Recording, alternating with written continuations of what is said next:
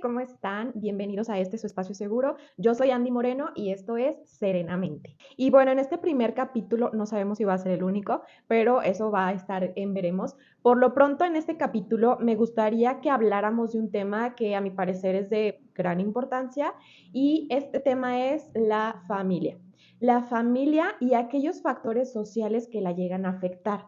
Factores sociales como por ejemplo la violencia, la pobreza, la delincuencia, etc. Pero me gustaría centrarme un poquito más en la parte de la violencia. ¿Y por qué comento que es importante este tema? Porque, bueno, todos venimos de una familia y por ende quiere decir que también estos factores nos llegan a impactar, nos llegan a afectar, si no es que ya nos están afectando.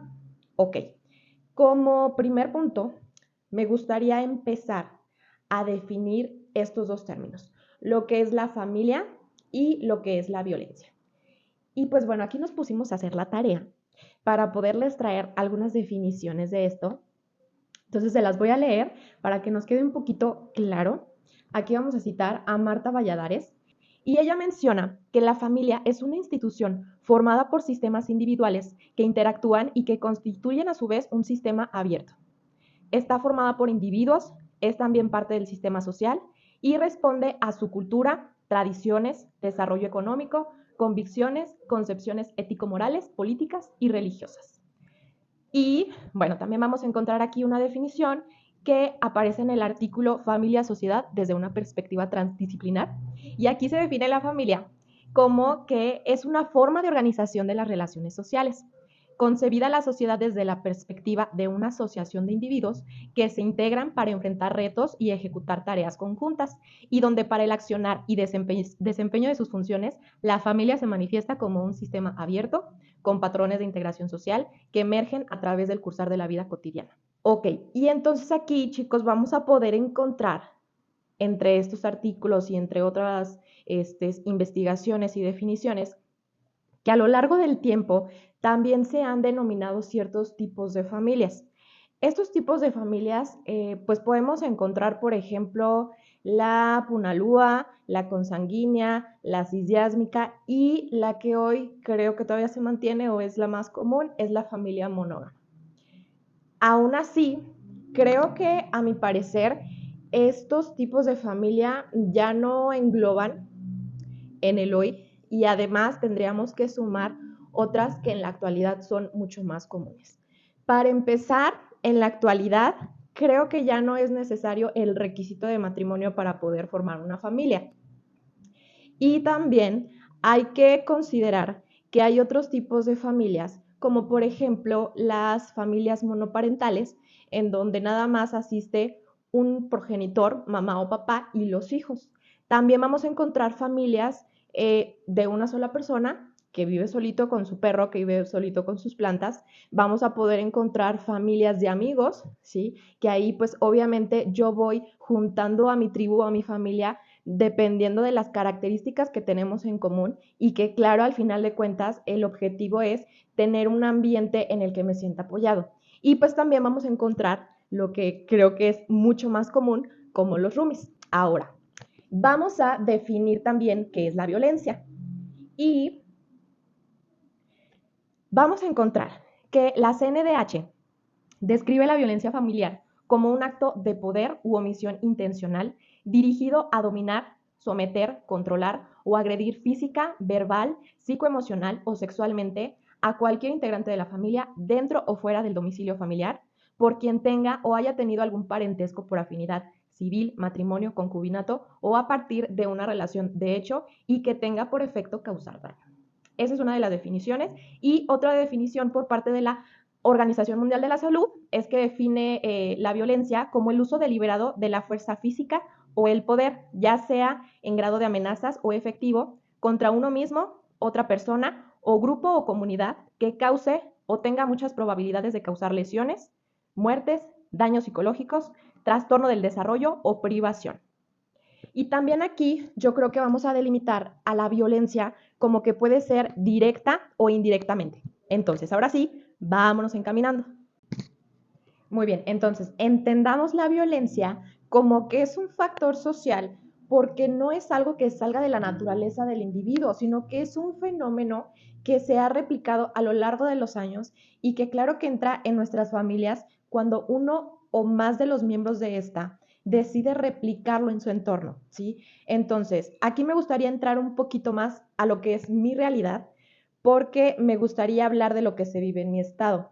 Y lamentablemente, a pesar de que se han tratado de implementar muchísimas estrategias para erradicarlo, y también pese a que a lo mejor algunas personas ya tienen un poco más de conciencia sobre este concepto, en mi estado, Guanajuato, tan solo en el 2024, a inicios de año, es decir, en enero del 2024, la violencia intrafamiliar se incrementó en un 30%.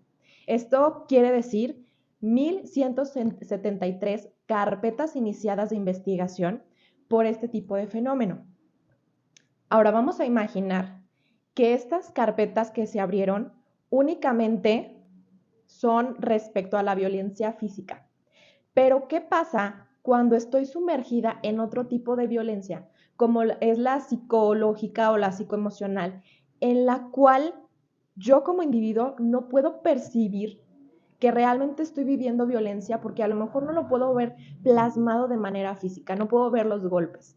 Entonces, desde mi normalización que me han inculcado, no puedo darme cuenta de esto y no puedo salir.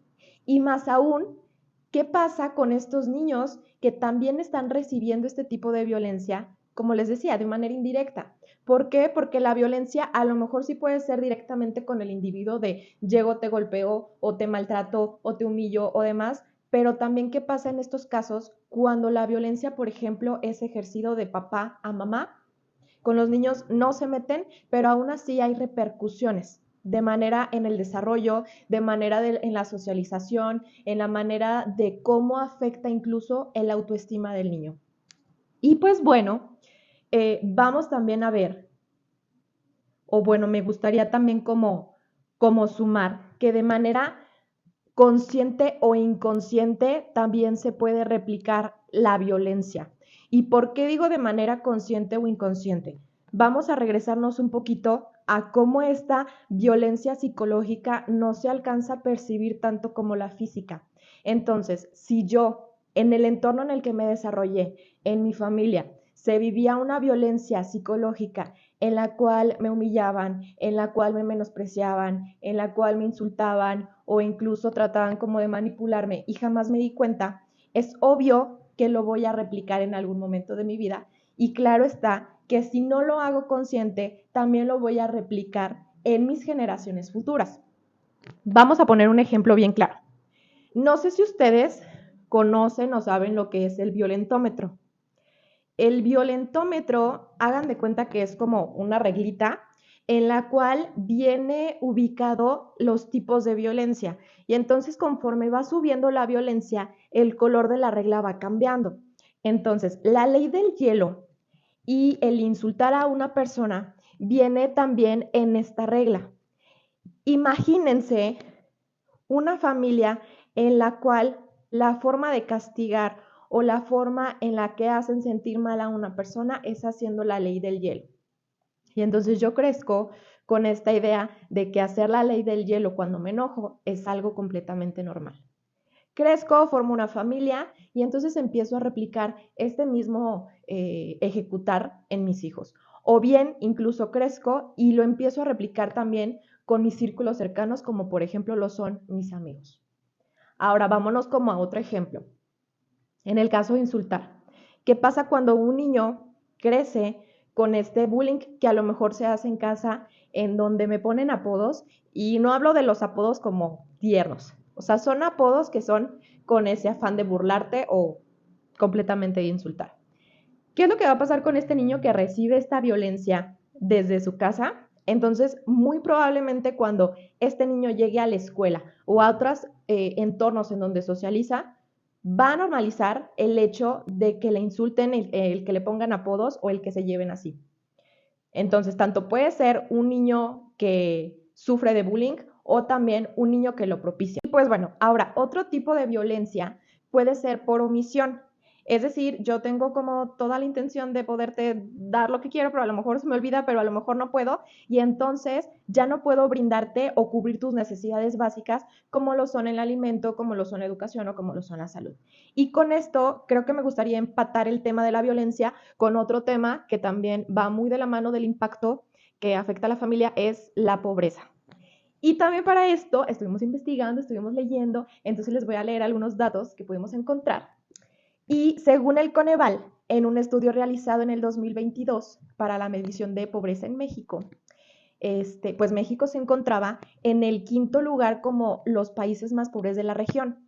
Además de esto, la CEPAL informa que eran las mujeres en quien recaía la mayor tasa de desempleo. Y vamos a recordar que hay un tipo de familia, que es el tipo de familia monoparental, en la cual nada más está presente en la familia mamá, papá e hijos. Entonces, imagínense cómo muchas de esas familias posiblemente, claro que habían familias monoparentales en donde a lo mejor mamá era la que se hace cargo de cubrir todas estas necesidades en sus hijos. Y si está incrementando el desempleo y está cayendo aún más en las mujeres, ya se imaginarán. Aunado a esto, aterrizándolo un poquito más a mi realidad, como lo es el estado de Guanajuato, pues también en este estudio que hizo la Coneval, en estos incrementos que hubo en el 2022, causaron impacto en la población referente a carencias sociales, referente a carencias en servicios de salud y creo que el más presente era al rezago educativo.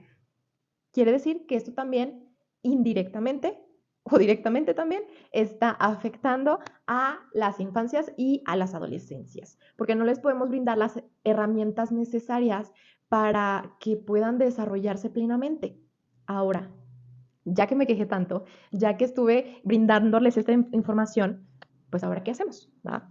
Mi propuesta se basa un poco como en la reeducación y el implementar la conciencia.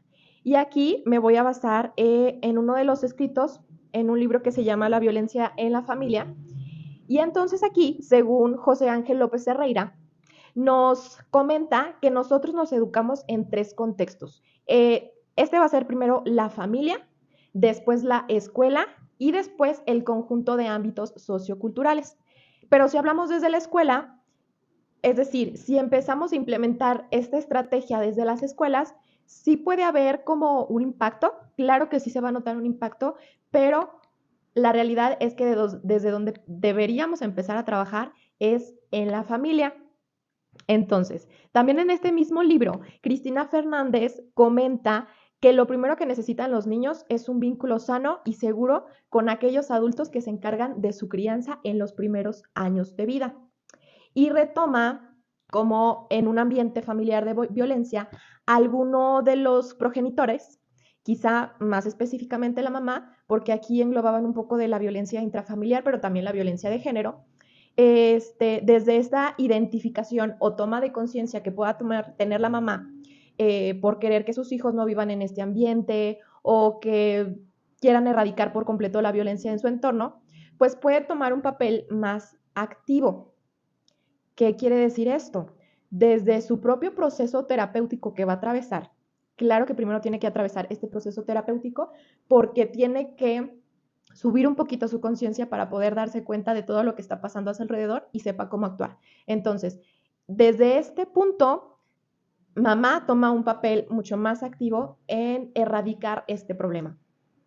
Sin embargo, si mamá todavía no está lista, pues entonces se utilizaría la segunda herramienta que es directamente la terapia psicológica, pero en los niños. Ahora, vamos a resumir esta propuesta y vamos a retomar un poquito a este José Ángel López Herrera, donde él nos menciona que la posible solución o la posible estrategia psicopedagógica o lumínica, porque habla que la lumínica es como la parte de la formación, será la elevación de la conciencia. Esto quiere decir que de manera individual se haga este proceso y después se replique. Entonces, él menciona que esta práctica consiste en general un estilo de reflexión e interiorización personal que prepare a las personas con las herramientas para una convivencia anclada en la presencia de un espíritu de buena voluntad. ¿Qué quiere decir esto, Andrea? Bueno, básicamente el conocimiento y la conciencia que logramos obtener a partir del proceso terapéutico, en el cual logramos identificar como todos estos patrones que no nos están beneficiando y también logramos hacer consciente que esta realidad que toda la vida nos hemos comprado quizás no es una verdad absoluta.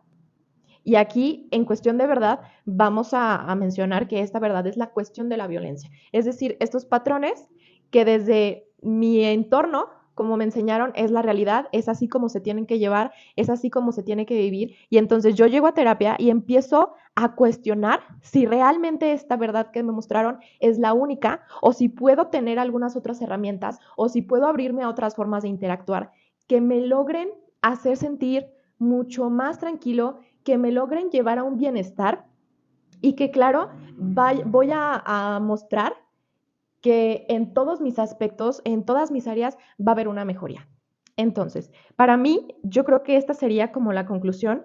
Es también, claro, una cuestión ideal, porque no podemos obligar y no podemos hacer que todas las personas de pronto se pongan a tomar terapia. Uno pensaría que lo mejor sería, antes de formar una familia, que todos fueran a terapia y después de eso, con otra conciencia diferente, pudieran empezar a crear sus propios círculos, pero aún así, aunque no podemos nosotros, si estamos en un nivel de infantes, si estamos en un nivel adolescente, tomar este tipo de decisiones, que a lo mejor sí, nosotros como individuos, nosotros como personas que ya hemos vivido un poquito más, empecemos a generar esta conciencia, esta elevación de conciencia y esta práctica para conocernos y para reflexionar si realmente el como yo vivo en mi casa, el como yo viví en su momento, el como yo he estado viviendo los últimos años, es la única verdad o puedo encontrar alguna otra solución o alguna otra manera u otras maneras de poder relacionar. Y pues bueno, con esto yo creo que cerramos un poquito. Me gustaría que en los comentarios nos platicaran también si a ustedes se les ocurre otra forma de intervención o bien qué les parece esta que se está planteando. Y pues bueno, muchas gracias por escuchar y esperemos que nos veamos en una siguiente emisión. Muchas gracias. Bye bye.